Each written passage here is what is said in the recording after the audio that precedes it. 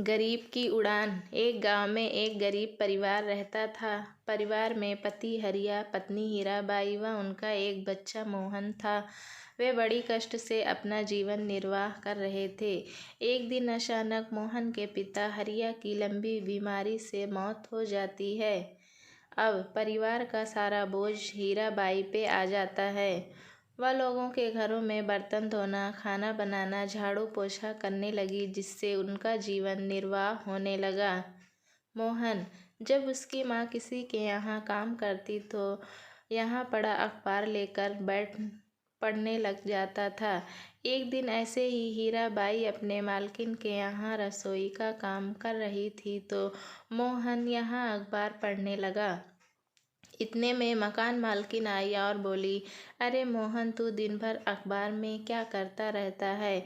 अपनी माँ का हाथ काम में क्यों नहीं बटाता?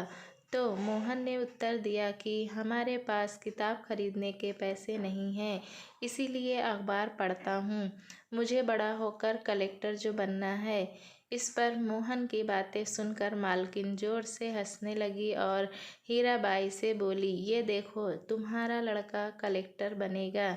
यह सब हीराबाई को बहुत बुरा लगा, पर कुछ बोले बगैर यहाँ से चली गई।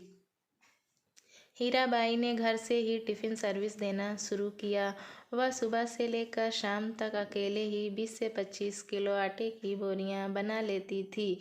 इस काम में मोहन भी स्कूल जाने से पहले हाथ बटा दिया करता था। एक दिन मकान मालिक किसान लाल उनके घर आया और बोला, अरे हीराबाई, तुम सुबह 3 बजे ही उठ जाती हो और देर रात तक लाइट जलाती हो, जिससे बिजली का बिल ज़्यादा आ रहा है।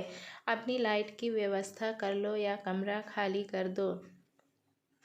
अगले दिन से मोहन लालटेन जला के पढ़ने लगा और उसी रोशनी में उसकी माँ भी खाना बनाने लगी।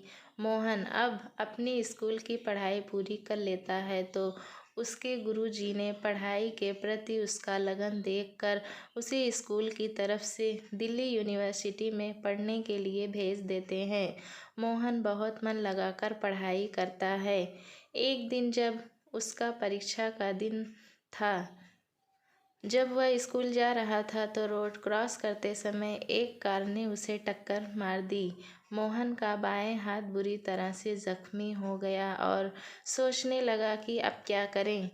अगर हॉस्पिटल जाता है तो उसकी परीक्षा छूट जाएगी और पूरा साल खराब हो जाएगा। फिर उसे निश्चय किया कि उसका दायां हाथ तो ठीक है। उसने परीक्षा देने के बाद हॉस्पिटल गया।